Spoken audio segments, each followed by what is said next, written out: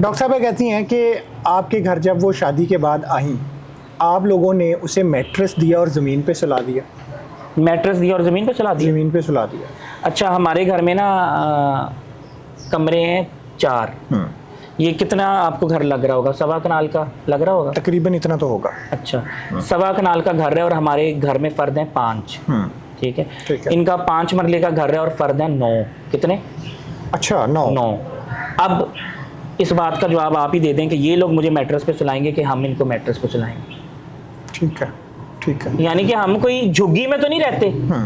अच्छा, आपका घर ये किराए का? ये हमने घर जो है वो रेंट पे लिया। पिछला घर हमारा था जहाँ पे आप आए हुए हैं अक्सर, ठीक है। ये घर हमने रेंट पे लिया और ये अब्बू के एक दोस्त हैं जो यूएसए होते हैं, लेकिन शायद हम इस घर में हमने ये इसलिए लिया कि वो फैमिली अमेरिका चली गई है तो हम इसी को बाय कर लें। आपका सोर्स ऑफ इनकम क्या है? क्योंकि अब ये भी एतराज़ है कि ये कमाता कुछ नहीं है, ये तो कुछ करता ही नहीं है, काम धंधा कोई नहीं करता। अच्छा, अगर मैं काम धंधा नहीं करता था तो फिर इसने मेरे से शादी क्यों की? ये तो 5 साल से मेरे साथ थी, मेरी गाड़ी में घूमती थी 1800 सीसी, ठीक है। इसको 1-2 दफ़ा किसी ने बैठाया अपनी गाड़ी में और इसने खुद ही जो है वो ये बात समझी कि इससे पहले कि वो पेट्रोल के पैसे मांग ले, मैं पेट्रोल डलवा देती हूँ। उसने मेरी आंखों के सामने पेट्रोल डलवाया और मैं 5 साल बेलॉस इसको रोज़ छोड़ने जाता था और फिर वापस आता था अपने घर। यानी कि इसका घर कोई मेरी सोसाइटी में नहीं था, इसका घर मेरी सोसाइटी से तकरीबन कोई 12-13 किलोमीटर दूर था और मैं 5 साल ये करता रहा हूँ। और मैं इससे पूछें, इसे कहें हल्फन कहे कि मैंने कभी 1 रुपये की भी डिमांड की हो इससे। ठीक है। आखिर फिर खाने होते थे, आप भी जानते हैं, यंग मीडिया एसोसिएशन में 200-250 लोगों का खाना होता था, क्या ये देती थी? ठीक है। क्या ये अपनी बर्थडे पे भी ये देती थी? नहीं। जिसकी भी बर्थडे होती थी मैं करता था, अपनी जेब से करता था, अल्हम्दुलिल्लाह। और मैं समझता हूँ कि अल्लाह ने मुझे इस काम के लिए चुना, मेरे पे कोई ख़ास रहमत है कि मेरे हाथ से लंगर चला, अल्हम्दुलिल्लाह, मेरे हाथ से दस्तरखान चला। ठीक है। लेकिन अभी अगर इस तरह की बातें करेगी, सोर्स ऑफ इनकम क्या है? मेरा भाई कंसल्टेंट है, बहन कंसल्टेंट है, वालिद साहब कंसल्टेंट है, हमारा बिजनेस है, हमारा रेस्टोरेंट है, हमारे मल्टीपल जो है वो लेबॉर्ट्रीज हैं, मेडिकल का काम है। यार क्या हो गया? उनके जो तमाम तर इल्ज़ामात हैं वो सबसे जो घटिया इल्ज़ाम है या जो जिसको घिनौना कहें या संगीन कहें, वो ये है कि आप दीगर लड़कियों के साथ इन्वॉल्व। कितनी लड़कियों के साथ इन्वॉल्व? देखें, इन्होंने खुला में जो ग्राउंड लेवल बनाया ना कि ये लड़कियों के साथ इसके नाजायज़ तल्लुकात हैं, उस पर ये टिक नहीं पाई क्योंकि इसको पता था सीडीआर में कुछ निकलना नहीं। तो इसने फिर एक और कार्ड खेला जो ख़तरनाक था, इसने घर वालों के साथ इन्वॉल्व कर दिया कि बहन, भाभी और माँ के साथ इसके नाजायज़ तल्लुक है। ठीक है यार, ये कौन लोग कर सकते हैं? आप सोचें तो सही कि इसकी दिमागी कैफियत क्या होगी, इसके दिमाग में कितना खन्नास है, इसके दिमाग में कितनी नेगेटिविटी है। ये अगर डॉक्टर को कंसल्ट कर ले, ये भी मैं चैलेंज करता हूं कि मैं भी जाने के लिए तैयार हूं, साइकेट्रिस्ट के पास, साइकोलॉजी एक पैनल बनाएं और बैठाएं और असेस कर लें, मैं जाने के लिए तैयार हूं। मैं हल्फन कहता हूं कि मैं जाने के लिए तैयार हूं। एक पैनल बनाएं और हम दोनों जाते हैं और असेस किया जाए। ठीक है। इनकी हिस्ट्री ना निकले तो मुझे कहना, और इनको इस चीज़ का इलाज करवाना चाहिए क्योंकि ये अपनी दुश्मन आप हैं।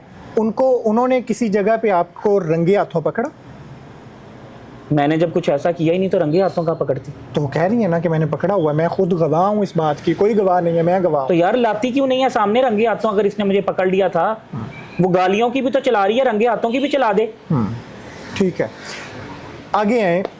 एक और इल्ज़ाम है कि आपकी फैमिली में से ही जो है ना वो नामहरम ख़वातीन जो भी है वो आपके बेडरूम में आ गई और इनको पता चल गया और इन्होंने आके कहा जी हमारे बेडरूम में कोई क्यों आ सकता है। कहते हैं कि नस्ली और ख़ानदानी आदमी एहसान का बदला सारी ज़िंदगी नहीं झुका सकता, और हज़रत अली कहते हैं कि जिसके साथ नेकी करो उसके शर से बचो। मेरे वलीमे पे ये सख्त बीमार थी, ठीक है, इनको मोंकी पॉक्स थे, ठीक है, उन्होंने बताया था पहले भी कहीं। इनको मोंकी पॉक्स थे, साथ इनको डेंगू भी था और इनको 104 बुखार था और इनका जिस्म बिल्कुल बेजान था। ठीक है। यहाँ तक कि कुछ भी हो सकता था। ये इतनी शदीद अलील और बीमार थी। इनके कमरे में मेरे वालिद और मेरी भाभी, क्योंकि वो लेडीज़ थी, वो डॉक्टर हैं, कंसल्टेंट हैं, उन्होंने 4 दिन रात मेहनत करके इनको ठीक किया और इस काबिल बनाया कि ये वलीमे के जो सोफ़ा है उस पर बैठ सकें। और आज ये उनको कह रही हैं कि वो इनके कमरे में आई। वो सिर्फ तब कमरे में आई, और उनके 2 बच्चे हैं, और मेरा भाई भी आप जानते हैं उसके साथ भी बैठे हुए हैं आप। He is a noble man, शरीफ आदमी है, पढ़ा लिखा आदमी है, और वो घराना भी शरीफ है, 5 वक्त का नमाजी है, और सारे नोबल लोग हैं, ठीक है। ये इस चीज़ को साबित कर दे CDR के थ्रू कि कोई ऐसी चीज़ है। ठीक है। बल्कि मैं कहता हूँ कि अच्छा, आप ये माशरा जो है ना बेरारवी की तरफ जा रहा है। ऐसे लोगों के जो स्टेटमेंट्स हैं ना, हम कोई यहूदी माशरे में नहीं रह रहे, हम कोई काफिर माशरे में नहीं रह रहे। इतनी अंधेर नगरी और चौपट राज नहीं है। यहाँ पे बच्चे भी घूमते फिरते हैं, यहाँ पे माँ भी है, बाप भी है, बहन भी है, ठीक है। इसने तो बहन तो नामहरम नहीं है ना, बहन के साथ माँ का रुतबा देखें, माँ के साथ। अच्छा, आपके साथ वो कितने दिन यहाँ पे रही आपके घर में? तकरीबन 3-4 महीने। 3-4 महीने। इस दौरान क्या ऐसी वजह बनी कि उनको इस घर से जाना पड़ा? उनका कहना है कि इन्होंने मुझे निकाल दिया। आप मेरे से वीडियो ले लेना जब ये गई सामान पैक करके, उसमें आप देख लेना कि ये इनको निकाला गया कि ये खुद मिलके गई। किस बेस पे गई, क्यों गई? बस कह रही थी कि मैं जो हूँ वो थोड़ा देर घर जाना चाहती हूँ। 4 महीने से घर नहीं गई थी, बेटे को भी नहीं मिली थी 4 महीने। 4 महीने ये अपने बेटे को एक दफ़ा भी नहीं मिली। अच्छा, बेटा इनका इनके साथ नहीं था यहाँ? नहीं। अच्छा, उसके बाद ये हंसी खुशी यहाँ से बेटा गई? उधर था क्योंकि उसके साथ बहन के बच्चे अटैच थे। ठीक है। बहन के और भाई का एक बेटा, 4 बच्चे हैं जी, उधर। जी। इनकी बहन के भी 2 बच्चे हैं, ठीक है। तो बेटा उधर रहता था, ठीक है। और इसके बेटे को पाला भी इसकी माँ नहीं है, नबिया ने नहीं पाला, ठीक है। ठीक है। वो उसी को अम्मी कहता था, ठीक है। अम्मी बोलता था नबिया की अम्मी को, ठीक है। और उन्हीं के साथ सोते थे, ठीक है। ये लोग। तो बात यह है कि ये 4 महीने बाद जब मिलने गई ना अपने बेटे को, मैं इसको कहता था कि ये तो है पार्क व्यू, तो मेरे ख्याल से 10 किलोमीटर होगा, 20 मिनट का रास्ता, तुम बेटे को मिल लो, लेकिन इसकी मर्जी।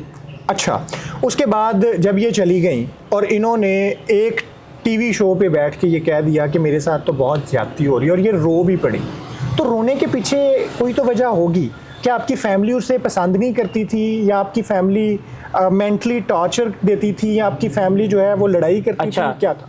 ये रो पड़ी। पिछले 4 साल के पॉडकास्ट उठा के देख लें, हर पॉडकास्ट में रोती है। ठीक है, ठीक है। 4 साल पहले मैं तो नहीं था ना, तब तो गौस था। रावी पीरजादा का पॉडकास्ट उठाएं, जो शोर ऊपर चला गया था ना, उस पर भी रो रही थी। शायद गम होगा कि मैंने उसको इतना सताया, इतना टॉर्चर किया कि वो ऊपर चला गया और रोना आ गया। जो जिंदा होता है उस पर भी रोती है, जो मर जाता है उस पर भी रोती है। ठीक। क्या वजह बनी थी कि आपको फिर ये अपना घर छोड़ के उनकी तरफ मुंतकिल होना पड़ा? रिश्ता बचाना था, डिमांड थी उनकी। यानी कि देखें, मैंने कॉम्प्रोमाइज़ किया ना, हालांकि मैं इतना बड़ा घर छोड़ के गया वो छोटी सी जगह पे है। यहाँ के जो है वो एक वॉशरूम जितना है उधर उतना एक कमरा है, ठीक है। यहाँ पे लॉन है, हर चीज़ है अल्हम्दुलिल्लाह। और मजबूरी में घर बसाने के लिए गया, लेकिन उधर भी उन्होंने शर्त रख दी कि जनाब अब इधर मिलने भी ना हो अपने माँ बाप को। अच्छा, ये भी एतराज़ था? इसी बात पे तो उस दिन मैं निकला घर से, कहती कि माँ बाप